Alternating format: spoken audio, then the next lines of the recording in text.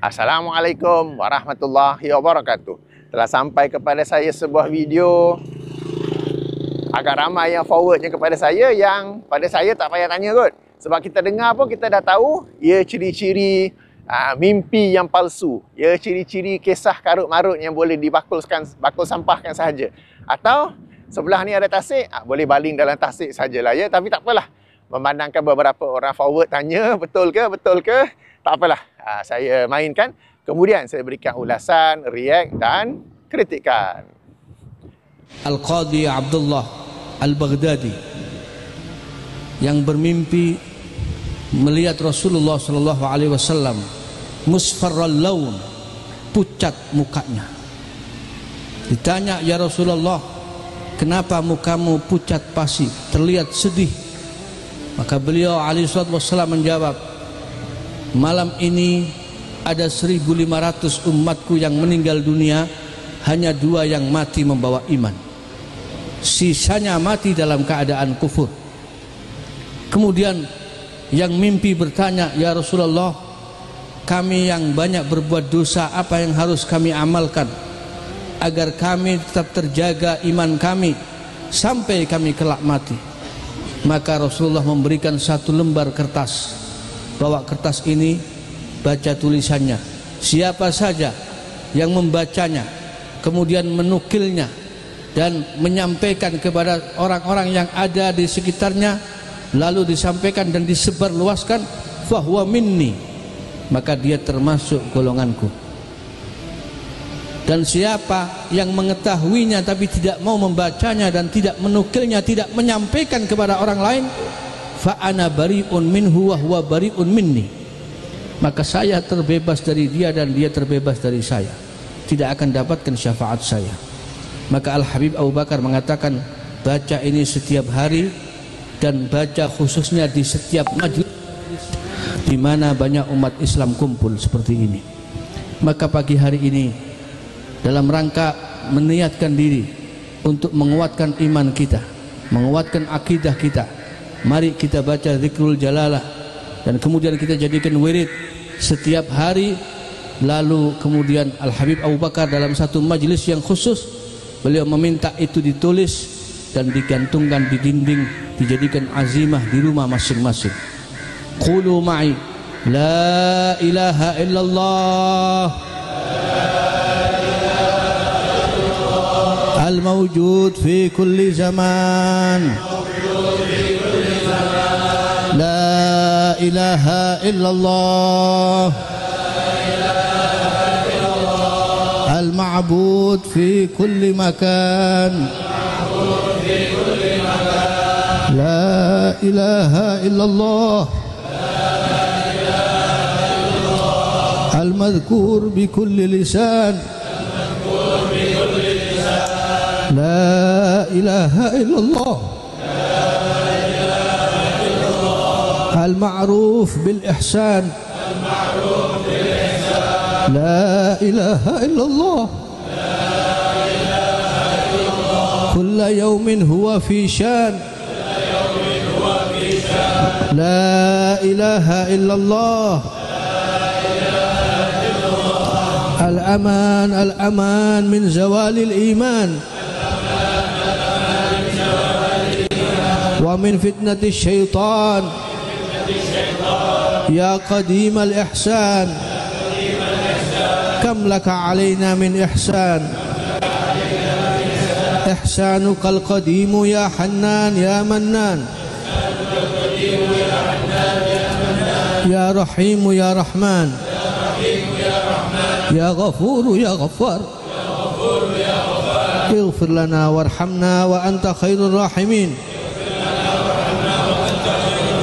Wa sallallahu ala sayyidina Muhammadin wa ala alihi wa sahbihi wasallam.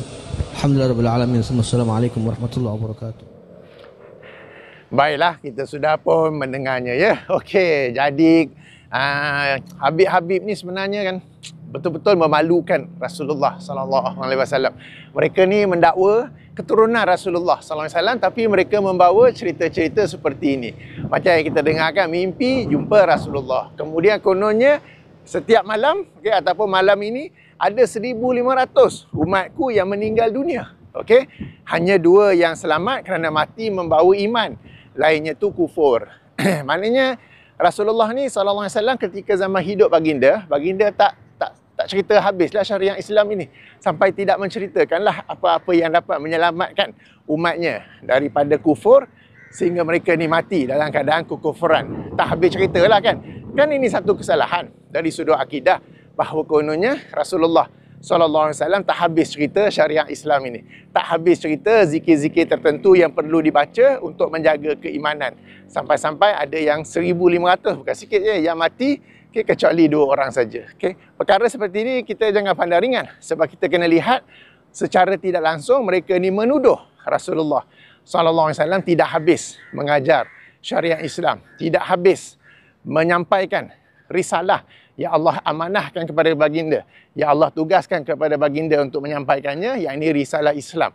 Maka atas dasar tak cerita habis itulah, maka ada 1,500 daripada umatnya yang meninggal dunia dalam keadaan kekufuran.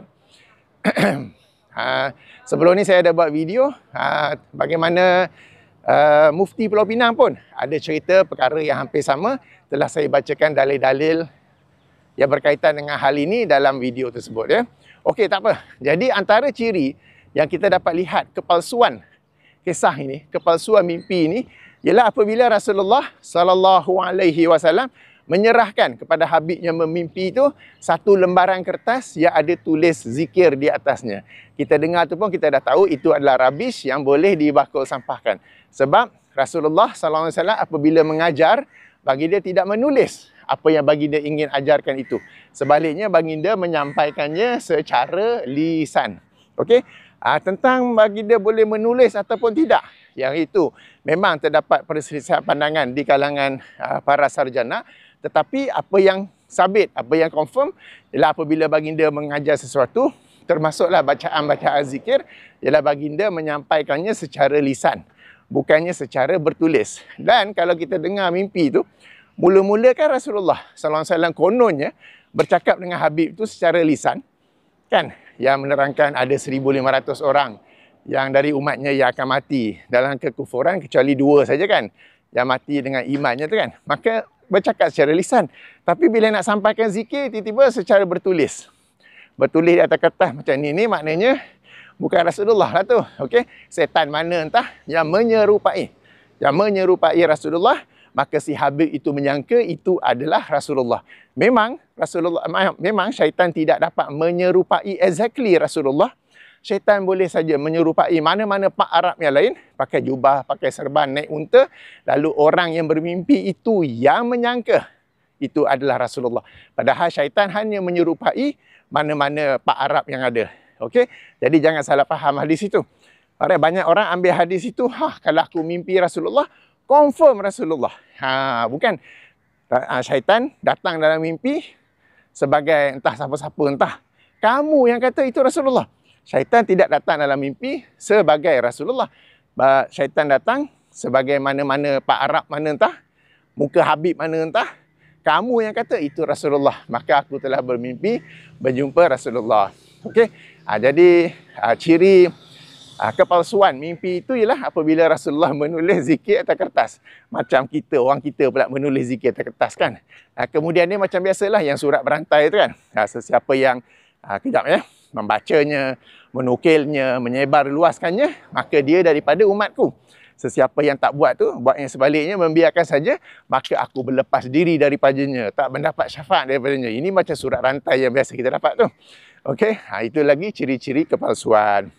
Dan untuk mensahihkan mimpinya itu, untuk membenarkan kisah yang disampaikan itu, maka bacaan zikir pun disampaikanlah dengan suara serak-serak basah, dengan suara serak-serak tangisan, sedihan, lalu orang pun cair dan terus percaya. Mula-mula tu dah gaduh kepala juga. Macam mana Rasulullah boleh tulis di kertas pula tu? Tapi bila dengar bacaan zikir itu yang ada ala-ala nangis sikit kan, sedih-sedih sikit, suara serak-serak basah sikit, terus cair dan terus mempercayainya. Okey, para penonton yang dirahmati Allah, jangan mudah tertipu dengan orang-orang yang suka menipu sebagaimana yang kita tonton dalam video itu. Dan kita semua mesti ada critical thinking, mampu menilai. Tak payah tanya saya. Kalau dengar sendiri pun macam dah lain macam ni kan. Ada ciri-ciri kepalsuan dalam kisah itu ataupun dalam mimpi itu. Okey, baik. Demikian sajalah ulasan react dan kritikan saya. Sebenarnya banyak zikir-zikir yang ditinggalkan oleh Rasulullah sallallahu alaihi wasallam yang diriwayatkan secara sahih, secara hasan, yang boleh kita amalkan. Tak perlu kita kepada kisah-kisah mimpi seperti ini, okey. Dan zikir-zikir tu adalah kitab Hisnul Muslim. Kalau yang ringkas, kalau yang lebih tebal, lebih berat, seperti kitab Al-Azkar, kitab Al-Azkar yang disusun oleh Imam An-Nawawi rahimahullah. Of course, dalam kitab-kitab tu zikir hu tak adalah. Okey, baik.